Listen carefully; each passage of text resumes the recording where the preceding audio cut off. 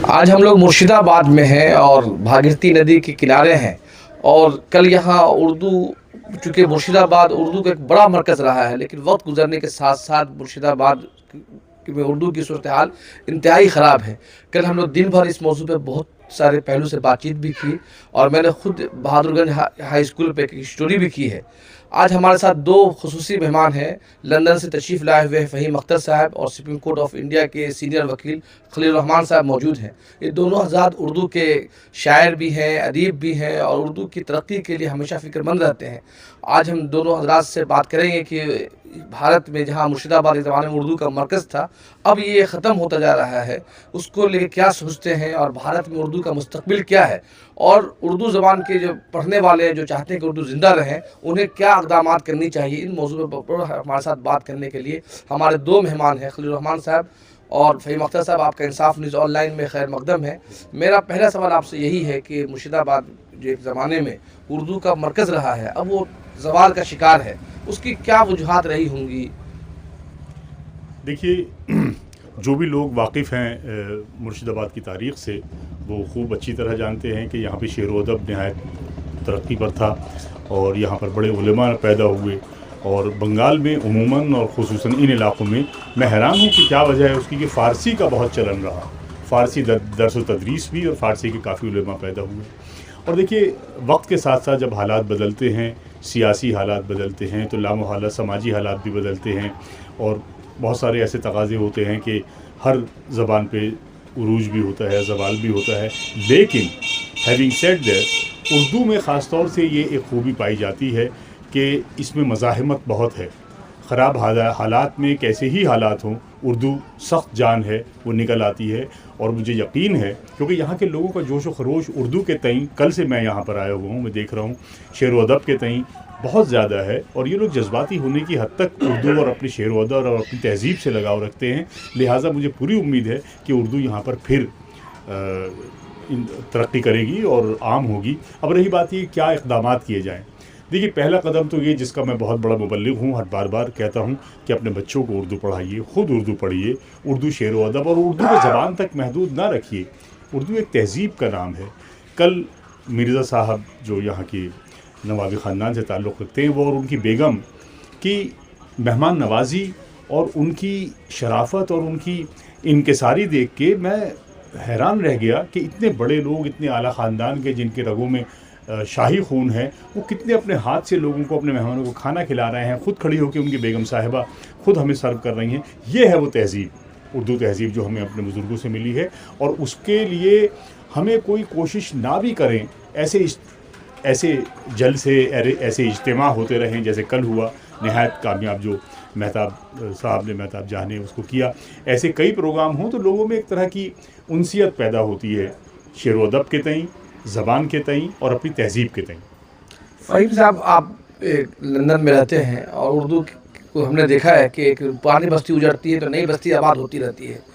तो आपने देखा लंदन में किस तरह से अब इस वक्त उर्दू पढ़ने वाले, बोलने वालों की तादाद बढ़ी है। आपकी किताब भी आई, इसमें लंदन के जो तख्लीक़कारों ने जो किताब लिखी के मज़ामिन को आपने जमा भी किया है। आप मुर्शिदाबाद जो उजड़ रही है, तो क्या ये उम्मीद है कि एक नई बस्ती आबाद हो रही है या फिर हिंदुस्तान से धीरे धीरे बस्ती उजड़ जाएगी? देखिए, लंदन में उर्दू के मसाइल मुख्तलिफ हैं जो हिंदुस्तान में उर्दू के मसाइल हैं। और हमने उर्दू का तीसरा मरकज़ लिखा, उसकी वजह ये थी कि एक अरसे तक जो हिजरत करके जो लोग गए थे यहाँ से 50-60 की दहाई में, कई नाम हैं, साकी फ़ारूकी हैं, जितेंद्र बिल्लू हैं, रज़ा रियादी हैं, रिफ़त शमीम हैं, बासित कानपुरी हैं, राल्फ रासल ने बहुत काम किया। तो इन लोगों ने तो उस दौर को संभाले रखा जिस दौर में ये लोग वहाँ पर उर्दू ज़ुबान की वाक़ई में फ़रोग़ के लिए काम कर रहे थे। उर्दू ज़ुबान, आपने एक सवाल किए थे कि मिटने की बात। देखिए, पाकिस्तान की कौमी ज़ुबान है उर्दू, तो वो मिटने का तो सवाल नहीं है। जब कोई मुल्क ही मिट जाएगा तो ज़ुबान भी मिट जाएगी। तो खलील रहमान ने भी कहा, ज़ुबान मिटती नहीं है, उसमें मसाइल आते हैं। जी जी। लेकिन मैं ज़ुबान और अदब को अलग अलग करके देखता हूँ। अदबी माहौल जो हिंदुस्तान में या बरतानिया में, अब बरतानिया में ये हुआ कि जो लोग अल्लाह को प्यारे हो गए और एक अरसा हो गया बीमार हो गए, तो उर्दू के जो महाफिल होते थे वो कम हो गए वहाँ पर। अब वो बातें नहीं रही। कुछ नौजवान लोग जो हिजरत करके आए हैं वो अपने तौर पर कर रहे हैं, लेकिन अब वो मेयार भी नहीं रहा, लिखने पढ़ने का चलन भी नहीं रहा। ज़्यादातर लोग वीडियो देखते हैं और पढ़ते उढ़ते नहीं हैं। तो ये एक सानिया बोलिए या इसको जो भी बोलिए ट्रेजेडी है। हिंदुस्तान में मैं देखता हूँ कि सियासत बहुत ज़्यादा है उर्दू अदब में, और यहाँ भी मामला ये है कि काम ग्राउंड लेवल पर बहुत कम हो रहे हैं ज़ुबान के लिए। और मुर्शिदाबाद का आपने जो मसला उठाया, ये तमाम जगहों पर ये मामला है। सियासत पर मैं राजस्थान में गया था और वहाँ राजस्थान उर्दू एकेडमी के प्रोग्राम में मैंने शिरकत की, तो हैरानी मुझे ये हुई कि पूरा जो बोर्ड लगा हुआ था वो सारे हिंदी में लिखे हुए थे, असफ़ गालिब की तस्वीर लगी हुई थी। तो ये जो एक जो बोलिए कि एक मिशन यहाँ चल रही है, इसके पीछे कौन सी जमातें मुझे नहीं पता, ये ख़तरनाक है। इसमें उर्दू पढ़ा रहे हैं वो भी शामिल हैं, उर्दू तंजीमों के लोग भी शामिल हैं। ये ज़रा सी बात जो है ना, मुझे लगती है कि यहाँ पर हमें समझना पड़ेगा, इसलिए कि जब आप रस्म ख़त्म कर देंगे तो फिर वही बात हो जाएगी ना कि आप बड़े बड़े बैनर वाले कर रहे हैं। अब गालिब की शायरी को ठीक है, हर मज़हब हर ज़ुबान के लोग पसंद करते हैं, लेकिन इसका मतलब तो ये नहीं कि उर्दू रस्म ख़त्म की जाए, है ना, गालिब को जो अपने तौर पर पेश की जाए। तो यहाँ पर मुझे लगता है कि हम थोड़ा सा कमज़ोर पड़ रहे हैं, और यही वजह है कि अच्छा एक और बात ये हुई कि पूरी दुनिया में जो इंटरनेट ने जिस तरह से लोगों को ग़ुलाम बनाया है, पॉजिटिव में बहुत काम हुआ इंटरनेट के ज़रिए, निगेटिव भी उसका बड़ा इम्पैक्ट पड़ा है। तो लोगों ने इंटरनेट की वजह से एक ज़ुबान जो है अंग्रेज़ी, वो आम तौर पर सीखना ज़रूरी समझा। हालांकि इंटरनेट पर उर्दू के बड़े काम हैं, बहुत सारी चीज़ें दस्तयाब हैं, किताबें दस्तयाब हैं, लेकिन कोई पढ़ता उढ़ता नहीं है। जब मैं मुर्शिदाबाद आ रहा था तो जो साहब यहाँ हमें दावत दिए, उन्होंने जब मुझसे कहा तो मैंने उनसे एक सवाल किया कि भाई आप फ़हीम अख्तर को क्या जानते हैं। तो उनका जवाब मुझे इसलिए अच्छा लगा, उन्होंने कहा मैंने आपको पढ़ा है। तो एक आदमी कहता मैं पढ़ा हूँ तो मुझे खुशी होती है कि मेरी मेहनत तहरीर जो है ना उर्दू ज़ुबान में फिर भी फ़रोग़ दे रही है। लेकिन उनके भी मसाइल हैं। यहाँ जो कॉलेज है उसमें शोबे उर्दू में तलबा नहीं आ रहे हैं। जी। कल जहाँ हम लोग थे नवाब बहादुर में, वहाँ पहले 500 उर्दू के स्टूडेंट थे, इस वक्त सिर्फ 35 स्टूडेंट थे। और जो हेड मास्टर थे वो बता रहे थे कि हम घर घर जाके बता रहे हैं कि आप बच्चों को बांग्ला मीडियम के बजाय उर्दू मीडियम में पढ़ाया। एक दूसरा या तो सेकंड लैंग्वेज है तो दूसरे सेकंड लैंग्वेज तो बांग्ला रख लीजिए, लेकिन उसके बावजूद भी बच्चे उर्दू के बजाय बांग्ला ही का इंतखाब कर रहे हैं। देखिए इसके लिए जो दानिश्वर है ना, जो इंटेलेक्चुअल, उनको बैठ करके बात करने की, एक तो कॉन्फ्रेंस और सेमिनार जो यहाँ होते हैं ना, उसका कोई हल यहाँ नहीं है। दुनिया भर में जो कॉन्फ्रेंस होती है वहाँ एक हल निकलता है, वहाँ गुफ्तगू होती है और उससे एक ठोस जो है ना पॉइंट लिया जाता है। और कॉन्फ्रेंस में लोग पैसा दे के जाते हैं। ये उर्दू वालों की गलत फहमी है। उर्दू वाले चाहते हैं कि उनको जो है फ्री में बुलाया जाए। मैं अपने जॉब में इंग्लैंड में जो भी कॉन्फ्रेंस अटेंड किया हो, मैंने पैसे भरे जाने के लिए। अभी वहाँ एक अल्लामुल्ला का इल्मुल्ला जो हमारे साथी वहाँ लंदन गए हुए हैं, उनका इकबाल में कोई प्रोग्राम था, 20 यूरो फीस थी प्रोग्राम में शिरकत करने की। जी, तो ये जो एटीट्यूड है ना, और सेमिनार कॉन्फ्रेंस में ठोस कोई जो है ना, पर आप देखिए ना हमारे यहाँ लुगत पर जो है मीटिंग नहीं होती। आज भी ऑक्सफोर्ड डिक्शनरी के लिए हर साल मीटिंग्स होती है और उसमें 100 से ज़्यादा नए अल्फाजों को शामिल किया जाता है जो डिक्शनरी को बढ़ा रहा है। आप बताइए हमारे लुगत पर कोई काम ही नहीं कर रहा है, ना पाकिस्तान में हो रहा है ना हिंदुस्तान में हो रहा है। वजह ये हो रही है कि अंग्रेज़ी के बेशुमार लफ्ज़ों को हमने उर्दू में इस्तेमाल करना शुरू किया है। तो जो दानिश्वर हैं, जो लोग शोबा में काम कर रहे हैं, अगर वो उस पर ध्यान नहीं देंगे तो खलीलुर रहमान और फ़हीम अख्तर इस काम को अकेले जो है ना आगे नहीं बढ़ा सकते। खलील साहब, मेरा सवाल आपसे है कि ये जो खुदसुपुर्दगी है, तहज़ीबी खुदसुपुर्दगी है, ये रोज़गार की मजबूरी है या फिर एक तरह गुलामाना ज़हनियत का नतीजा है? दूसरा सवाल मेरा आपसे ये है कि जिस तरह से एक किताब अभी देवबंद में छपी है एक नौजवान आलिम दीन की, उसने तमाम अरबी के जो हिंदुस्तानी अदीब हैं उन पर तनकीद करते हुए लिखा है कि अरबी ज़ुबान फ़रंगी लहजे में लिखी जा रही है। तो क्या जो फ़हीम साहब ने जो सवाल उठाया है कि लुग़त पे काम नहीं होने की वजह से क्या हमारी उर्दू भी अंग्रेज़ियाई हो रही है, मतलब अंग्रेज़ी गलबा हो रहा है? देखिए, आपके सवाल और फ़हीम साहब की गुफ्तगू से कई मौज़ूआत आए जिन पर गुफ्तगू होनी चाहिए। मिसाल के तौर पे फ़हीम साहब ने कहा कि इंग्लिस्तान में उर्दू के मसाइल अलग हैं, हिंदुस्तान में अलग हैं। हिंदुस्तान में जो मसाइल हैं वो ज़्यादा तशवीशनाक हैं। इसको मैं आपके इस सवाल से जोड़ूंगा कि उर्दू के ये मसाइल क्या ये पेशे से मुताल्लिक़ हैं कि रोज़गार से मुताल्लिक़ हैं या कुछ और वो। अब आप सोचिए कि ये एक जमहूरी मुल्क है जो आइन के तहत चलता है। इसके सबसे बड़े सूबे उत्तर प्रदेश का वज़ीर आला अपनी असम्बली में खड़े होकर ये कहता है कि तमाम उर्दू के अल्फाज निकाल दो, तमाम FIR और पुलिस के ज़ाब्ते से उर्दू के अल्फाज निकाल दो और उर्दू दुश्मनी की हद कर दी ये कह के कि उर्दू को ख़त्म कर दिया जाए।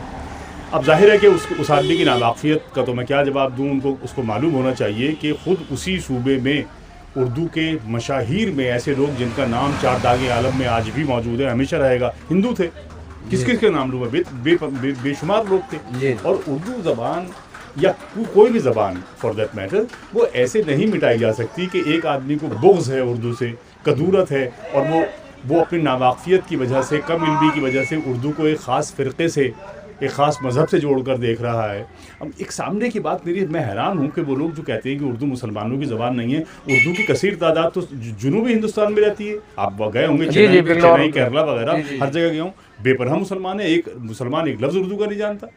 ये सिर्फ यूपी, बिहार, दिल्ली, लाहौर, ये वो जगहें थी जहाँ पे शिमाली हिंदुस्तान में वो लोग जो उर्दू में गुफ्तगू करते थे, उर्दू में शेर व अदब तख्लीक़ हुआ। इस बात के बाद ये एक यहाँ का मसला है जो कतई सियासी मसला है, इसमें कोई लिसानी पहलू ऐसा नहीं है। उर्दू से लोग मोहब्बत करते हैं, आज भी मोहब्बत करते हैं। मैं भोपाल में था तो एक रिसर्च स्कॉलर मुझसे मिली आके, स्तुति अग्रवाल उसका नाम था, वो उर्दू में MA कर रही थी। अब उसने किया, PhD किया, फिर मुझे भेजा अपना पैगाम। इतनी मुझे खुशी हुई, मैंने बहुत दुआएं दी और कहा कि बेटा तुम्हें कोई भी ज़रूरत हो किसी किताब की, किसी रहनुमाई की, मैं हाजिर हूँ किसी भी वक्त। तो क्या उसको आप हिंदू मज़हब से खारिज कर देंगे या ये कि उसने कोई मुसलमानों की चीज़ की है? अरे भाई, ज़बानों को मज़हब की ज़रूरत नहीं होती, मज़हब को ज़बान की ज़रूरत यकीनन होती है, वो अपनी तबलीग के लिए।